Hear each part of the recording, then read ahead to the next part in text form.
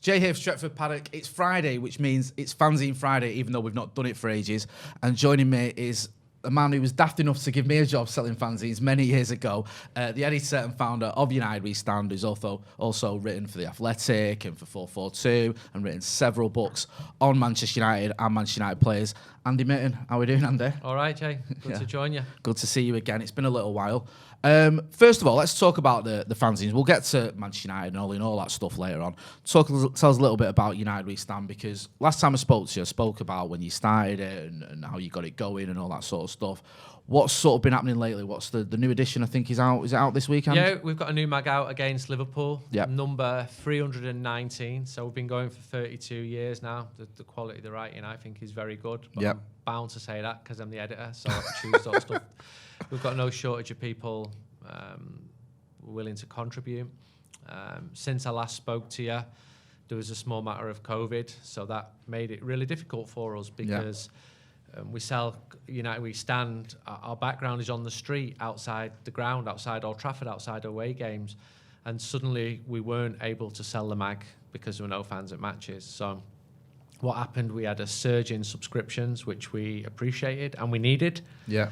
We did a big interview with Ole Gunnar, which helped as well. And we've carried on doing it. I mean, as you said, my main thrust of what I do is writing for some of the people that you mentioned, but I still want to keep United We Stand going. People like it, people love it. We stand outside Old Trafford on the street. We get really good feedback. And, you know, little chance meetings can happen. Pre-season, a guy come up to me and he said, and I knew him, I didn't know him well, but I knew him over the years as a face at the game. He said, you might not have seen me because I had a mental breakdown. And I said, okay. He said, yeah. And, so why don't you write about it? He went, nah. I said, if you write about your experience, because I could see he was coming out back into a more positive way, you might be able to help other people at a time when mental health was becoming more of an issue.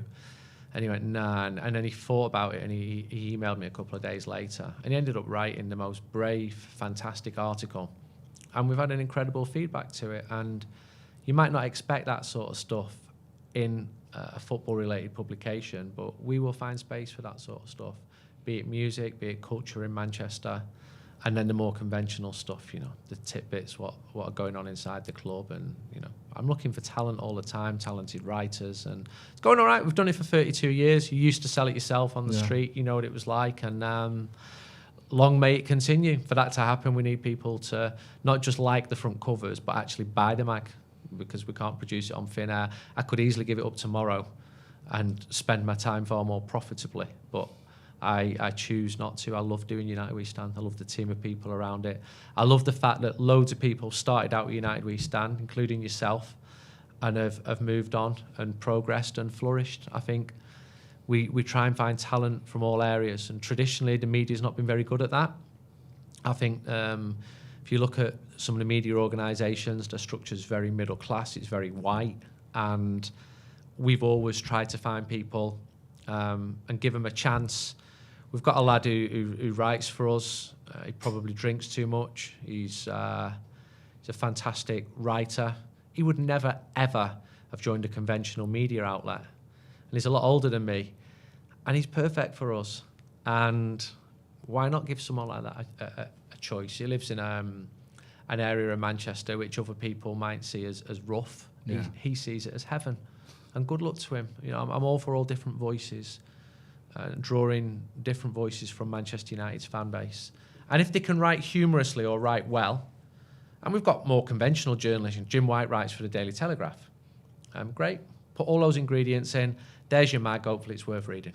Definitely. There is a link in the description as well. So, as Andy was mentioning there, you can subscribe to United We Stand. You should show your support. It's a great read. That's the main thing. It is. Like you say, it's got some cracking articles in there. It's very funny. And the serious stuff as well. And it's funny you mentioned that, because I was sat with a journalist once, a writer who writes for the Telegraph. I was in Hotel Football and you were on another table. And he said to me, that's Andy Mitten from United We Stand. He said, I sent an article to them years ago. We didn't get in. Really? Yeah. I feel bad when I hear stuff like that, because we can get overwhelmed, I'll be honest. And Or maybe I did read it and it wasn't good enough. This is it. And that's why that's why I ended up at the Telegraph. Exactly. I mean, if you send something in which is saying I'm not happy that Maguire's in this position and he should do this, it's not going to get printed. Yeah. It takes us a lot of time and effort to print something. You've got to come up with a new angle. Yeah. Don't tell me about what you think Maguire should be doing, because you're entitled to your opinion, but there's more valid opinions. Yeah. Find Maguire's granddad for me. Tell me something about him we don't know. Find me a proper angle. Go and speak to people who remember him at Sheffield United. Do some proper journalism. No, I was going to say journalism rather than just... Get out your bedroom. Speak to people. That's what I have to do. I can't just pull stories out of nothing. I've got to speak to contacts that I've spent 30 years building up. People take a long time to trust you and to talk to you. And I'm in a position now where I've got all this information coming in and I can't use a lot of it because you know too much, but it helps with your writing because you know if something's wrong and you can sort of, but that's a different subject. It's sources in journalism and protecting those sources. Yeah. People wouldn't speak to me if they thought I was just spilling stuff out straight away. No. Talking on that front, you've written, co-written with Partice Evra, helped him write his latest autobiography. Just tell us a little bit about that, because you talk about you don't just write this from your bedroom. This isn't just you going, "Hi Partice, let's tell some stories." You've properly done a sort of in-depth look at him. Yeah. Well, it's Partice Evra's autobiography, and I've ghostwritten it for him, and we've got major publishing deals in the UK, in France, and some other countries as well. It doesn't just happen like that. Yeah. The effort that goes into that. I'll tell you the story. 6 or 7 years ago, Gary Neville said to me, "Partice has got a great story." I didn't really know Partice Evra. Right, okay. I knew him from mix zones, but I didn't really know him. Yeah. And I asked some people to put me in touch with him. They didn't really. Someone at United sent him a message. He didn't reply to it because he's a footballer living in this mad bubble. Yeah. And I saw that Juventus were playing in Sassuolo. I was going to Italy to interview Hernan Crespo. I went to Sassuolo. I handwrote him a letter saying, "This is me. I think you've got a great story. I'd love to write your life story with you. If you're not interested, bin this letter now." And I waited in the rain for him. And all these Juventus players were walking past who were a great, great team. Some kid called Paul Pogba who was there. Rings a bell. And Partice came out last. "Andy, sorry he didn't ring you, mate. Sorry. And he just eyeballed me, and I eyeballed him because I don't want to work with someone who's not going to be reliable. Yeah. And just from that conversation, you need to get a publishing deal. There needs to be money involved. We spoke for half an hour, and then he put me in touch with his agent, and 6 weeks later, his agent rang me up. I've spent a month checking you out, who you are, who you know. Who have you rang? And he told me a few people. I thought, result, because I knew that he'd like me. And but it doesn't always work out like that. Yeah. And then spent a lot of time getting a deal. And then for one reason or another, there were delays with the book. And then I'm seeing him jump into a crowd, fighting with someone. And I'm thinking, oh my God, what's going on here now? And I'd go and see him in Turin, Marseille, London. And he was usually the more eventful one. He's got an amazing life story. I get asked to do books a lot, and I would choose the ones which I think are amazing, and Partice has got an amazing life story. I remember being with him in London. He's sat on his bed, he's spilling his heart out to me. I started feeling a bit sick, right? Whoa, a bit sick. "I'm sorry, Pat, I just need to go in the bathroom." And I just spewed up everywhere. So I've never done that before. I've never spewed up while interviewing someone before. I'm not proud of that, but... No, it's a good job you're in the right environment where you could do that. But people might just see this shiny, polished book. Yeah. I've probably put 800 hours into that. Right. Because I remember me and you were chatting the other day and you were telling me about some of the research that's gone into it. Obviously, not just research. We've been talking to him, but also the other research you've done as well. It's pretty amazing. They forget. I did Paddy Crowron's book. He didn't know stuff about his own life. He didn't know where his dad had died. Right. So I'm like, your dad died here on this night. And like, oh, I didn't know that. So you actually told him? Well, yeah, because you've got the facts have got to be right. Yeah. You can't. And footballers forget things. They just do. Yeah, of course. The talent is often playing football, and a player might say, "Yeah, I nicked a couple of goals." you didn't. Didn't happen. That was a year later. Yeah. So your job is to get the facts and to put it into a form where it's an entertaining read. I'd like to think I've done that with Patrice's book. He was fantastic to deal with. And as I said, I put a huge amount of time, and we had ups and downs. It was a normal human relationship. Yeah. We really did. And I went to his barrio in Paris by myself, which ain't the richest part of Paris. No, it's not exactly middle class, should we say? Nah. And met all his mates. I tell you what, the kids there, when I saw them walking towards me, my first feeling was one of intimidation. And then they were the most polite young men. Yeah. Yeah, they really were. And maybe I'm thinking there because there were very few white faces where I was there. Right. And maybe I'm wrong for thinking, why should I be intimidated? Because 8 lads are walking to me. They were so polite and proud and respectful to Patrice's mates, who were good footballers themselves, and some of them made it. And it's the same barrio which produced, it's a banlieue, barrio Spanish, which produced Anthony Martial, Thierry Henry. And you just see a different side of things because we've all got a perception of Anthony Martial. What's he like? And they'd be like, yeah, that's his mum over there. That's his brothers. They're a really well-respected family locally. Right. Oh, I didn't know that. Didn't realise that. Oh, and they're the 3 buses that he's paid for his former club. And they travel to away games because Anthony's bought them all buses. That's all right. Yeah. So as a journalist, you're always adding layer upon layer upon layer. And you're always being receptive to receiving information. And you're putting it out. You're telling the truth. Not everyone likes your truth. Yeah. So I'll give you an example this week where I'd spoke to people within the club who said the coaches are working their backsides off to get things right. Yeah. And I reported that faithfully in a very balanced article full of insight and context. And what you get is an aggregator account pulls one line out, Mitten says this, and you've basically pulled a line out of a long article. And you're seeing comments about it, he's been paid to say that. I'm thinking, you're basically accusing me of being unprofessional here. I've not been paid to do anything. I'm speaking to contacts. And just because you don't like what I'm writing doesn't mean it's incorrect. No. But social media does that. It makes things very polarised. And I see stuff about myself. When you write an article and United are winning and there's an interview with someone you like, Mitten's great, best journalist I've ever seen. And if United are losing and you do an interview with someone who's not so popular, it's a disgrace that you're a journalist. How can you even make... Where does the truth lie? No. I'm neither of those two things. Yeah, I mean... It's just mental. It is absolutely mental. And I interviewed Paul Pogba this week. Right, okay. After the game. Yeah, so... Brilliant. I don't think it was that brilliant, but it was all right. But I know that if I did him tomorrow, and he knows, it'd be 10 times better. Yeah. Because things go on in the background, and then you just... I looked at some of the comments under it, and to be honest, they were pretty favourable. Great, fine, not going to get swayed either. Who's this journalist, the prick?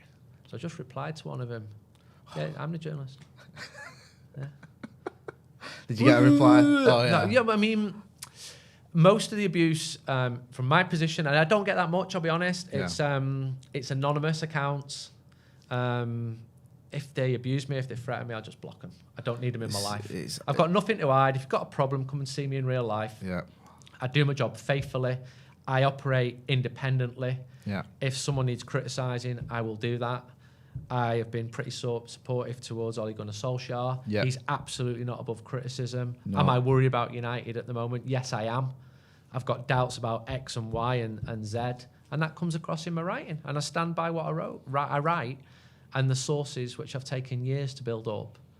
And I think people appreciate that. No, we do. I do. I've always loved your writing, and I know the effort you go to. I've always been impressed by the fact you are a fan. You're a diehard fan, and you can be critical, but you've also got that access. You're also able to chat to the manager and the players, and what that. It's a very fine line of being able to do that. You know, we've been criticised for being one way or the other on the channel, but you seem to be able to look at it and be honest and say, you know, that's not good enough or that needs to improve or whatever, and still do the interviews. And how easy or difficult is that? It can be difficult. I don't think for 1 minute that everyone reading my work is thinking this is great.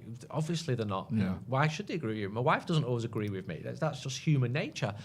But I will try and work hard speak to people in real life, develop contacts, high-level contacts, and get interviews which are interesting, original where possible. So in recent weeks, international break, I could have written a load of shit about who Man United might sign. I didn't. I did a big exclusive with Nicky Butt, who was very engaging. I travelled to the Basque Country to see Facundo Pelestre, who was very interesting.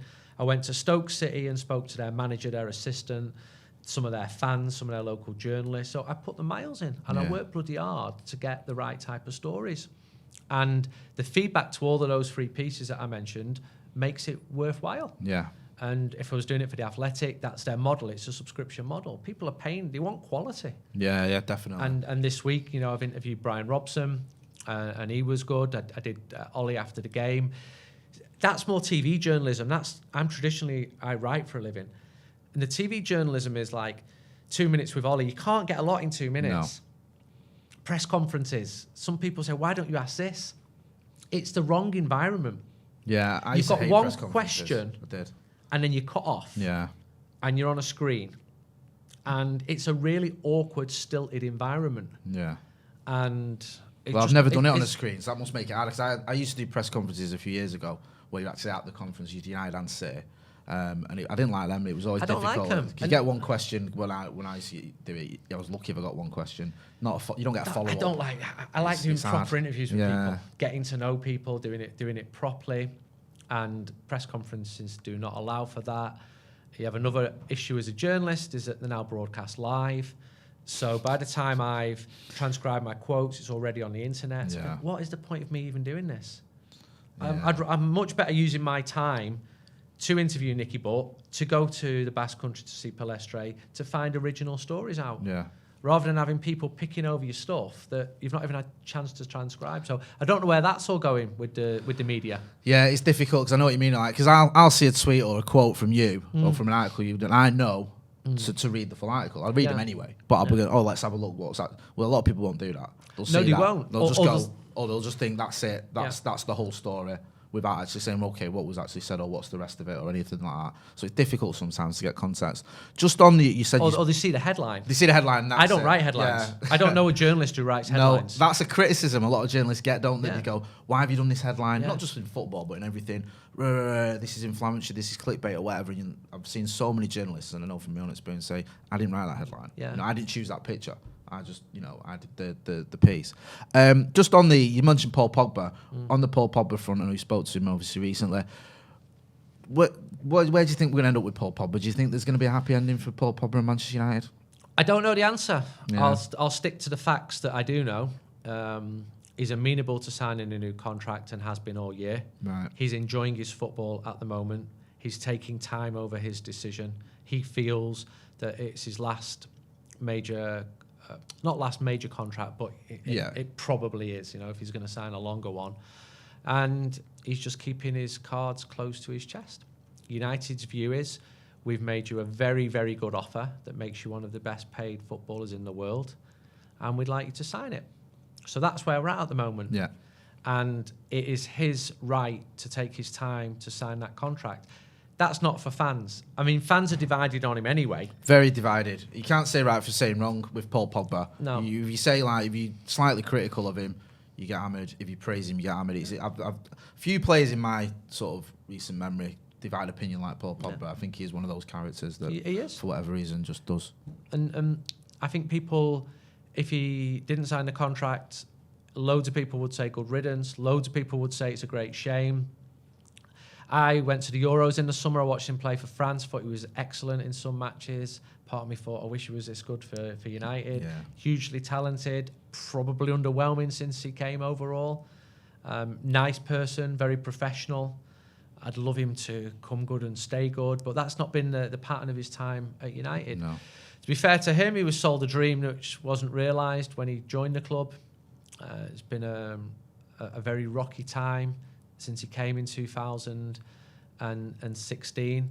So I had a good chat with him after the game, a bit of back and forth. I'm not his PR man. No. I asked him legitimate questions. That was good enough for some, not good enough for others. Fine, that's just the role of my job. I've interviewed hundreds, if not thousands, of footballers. Yeah. I'll just add quickly on the other night, Andy. Ole pointed out about the atmosphere and the TRA, and that's where I stand when I go to Old Trafford. And what did you make of the atmosphere? And what did you make of where it's been this season? Because it seems to be getting quite a little bit of praise as well. Well, it should get praise because it's been really good. I actually didn't think it was quite as good as Villarreal. Right. I thought it was bouncing there, but I thought it was good against Atalanta. I asked him about it, and he said, "Yeah, I looked up and I saw big old Pete, and I laughed my socks off because he's basically calling Pete Boyle big, which he's not, because he's lost loads of weight. Old, which is never a positive. No. Big old Pete." So I'm just howling, but I know Pete was buzzing off that. Yeah. And Pete just gone to the game with his son Georgie, minding his own business, and suddenly he's got the manager of Man United calling him out on TV. That's amazing. And I like that. Yeah. There's a sense of community there, that he knows who's who. There was some booze at half-time the other day, but the atmosphere was good. The Red Army have been good. They had the new flags the other night in there. There was a little bit of to and fro to get them into the ground. It all come off well in the end. And we can sit here now with United having come from 2-0 down to win 3-2. Again, we've all got our doubts, but I really enjoyed Wednesday night. Yeah. Will I really enjoy Sunday against Liverpool? The likelihood of that is probably a lot less because they're a far better team. And they've got some brilliant players and a brilliant manager. But at kick-off point, I will be convinced that Manchester United are going to... And that optimism might fade after 3 or 4 minutes or 1 minute. Can't help it. No, I'm the same. I was saying that this morning. I was like, I've got a funny feeling about something. I feel it'll be all right. But well, again, I hope you're right. 90 seconds in, I might be thinking differently. Ole Gunnar Solskjaer's future is obviously being debated and people saying this is must-win and all that sort of stuff. How sort of confident do you think the board are and the owners are in Ole Gunnar Solskjaer and what he's doing? Do you think he's under real pressure? Do you think he is sort of like at must-win territory, or is that being a bit melodramatic? Well, I'll stick to what I know. He's always under pressure. Yeah. The pressure has intensified with the poor performances and poor results. Yeah. He knows that. He knows it's not good enough. Of course he does. Do I think he's getting sacked anytime soon? No. I've heard no evidence to suggest that that's happening. And people come to me and say, he's going to lose his job after the next 2 matches. What's your source on that? It's just a hunch. I can't write on a hunch. I need hard facts. And I've had no feedback to suggest he's getting dismissed. Clearly, if Manchester United lose the next 21 matches, he's not going to stay in a job, is it? No. I think, in my opinion, and I think it's an informed opinion, got to get out of this Champions League group and got to continue the improvement. No. But it's bloody hard because he's got all these great players, so yeah, United should be very good. But up against Pep Guardiola, one of the best 2 or 3 managers in the world, Jurgen Klopp. He's up against the absolute best. Now you can point back to that and say, well, United should have the absolute best as well, and they should. And Ole needs to win trophies. He needs to establish himself where he's one of the most respected coaches in the world, and the only way of doing that is by winning trophies. But long gone are the days when it was United and Arsenal in the 90s. City are extremely well funded. Chelsea are too. Liverpool have got the game together after a long time. Yeah. Newcastle United are probably going to come on stream as well. So it is more difficult for anyone who manages Manchester United. But do I think the team should be winning trophies? Yes. Should they be in the latter stages of the Champions League? Yes. Should the squad that Ollie's got this year be better than they have been so far? Yeah, absolutely. I think we really need to see Jadon Sancho click into form, Rafael Varane just to become the main man because he's brilliant. Yeah. And Cristiano, well, he is contributing, but there are issues around his positioning on the pitch as well. I just want to ask you quickly about one player who always pops up, and I think you've been asked about him a lot. Donny van de Beek, what's going on there? Because he's just... I was saying this the other day, I don't think I've seen a player spoken about as much who's played as few games for Manchester United as Donny van de Beek. He's like a hot topic constantly. We're always getting asked about him on the channel. He's always all over social media. You see these clips of him, his body language and all this sort of stuff. There was talk, I think, of maybe him going in January. Do you think he's got a future at United? Do you think it could work out for him? Don't think it looks great for him. No. Don't know who signed him. Saw him play for Ajax in the Bernabeu in an amazing game where they beat Real Madrid in March 19. When he joined, I cautioned against him, against fans expecting him to go into the first 11. I feel he was bought more as a squad player. It's not worked out for him. Has he really impressed me when he's played? Not really, if I'm honest. One game I really remember strongly. Watford, FA Cup at home, Championship team. Okay, you're the main man, you're centre midfield, shine. 6 out of 10. Yeah. So I don't know him. I don't know what his confidence levels are like. I absolutely think there's a talent in there. You don't do what he did if you're not talented. I think that I spoke to Stephen Pienaar, who also went from Ajax to the Premier League. Yeah. And he said it's really difficult, a really, really difficult jump. Now, Ruud van Nistelrooy might disagree with that sentiment, but Stephen went from Ajax to Dortmund to Everton. Yeah.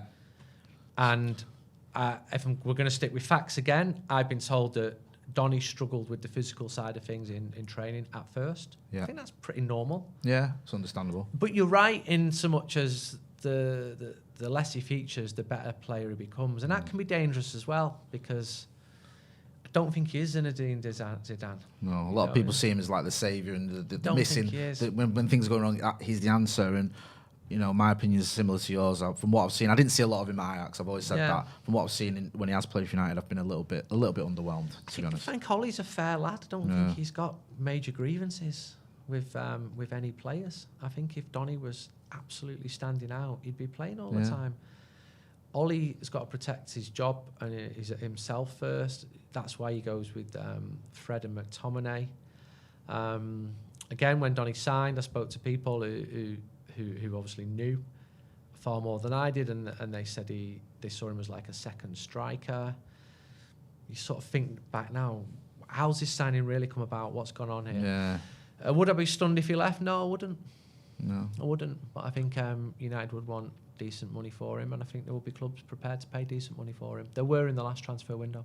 Fair enough. Just before we wrap up, Andy, you say the new United stand is out this weekend. Yeah. Also, you've got something going on with Partice Evra. Yeah, the mag's out on Sunday outside Old Trafford. You can subscribe. You can subscribe around the world. Well, there's a link there. There's a link in the description. Yeah. So go and check that out. Make sure you subscribe. A digital edition. Yeah. So you can download it onto your tablets. And on the 5th of November, the night before the Manchester derby, I'm doing a night with Partice at the Lowry in Salford. Right. And that's billed, I think, as Partice Evra in conversation with myself. Partice Evra is not a dull person. I think that's safe to say, yeah. So yeah. Tickets are on sale for that. I think you get a signed book if you buy a ticket, a signed copy of his autobiography, which is coming out very soon. Yeah. And if you want to come along, you're more than welcome to. I'll do my best to make sure it's an interesting and entertaining night with that absolute madcap lunatic who is fantastic company. I think that's worth checking out. I think I'll be coming along to that one. There's a link in the description for that as well, so make sure you're checking out United We Stand. Loads of good stuff in there. Check out the evening with Partice Evra, and obviously the book is out. Sorry, when did you say the book was out? The book is out the 28th of October, Yep. and it's called Partice Evra, I Love This Game. I love this game. And it's been great chatting to you. Thanks for coming on the channel. Thank you. Always appreciated. This has been Fanzine Friday. I've been Jay Motty. Make sure you're hitting subscribe. Thanks for watching.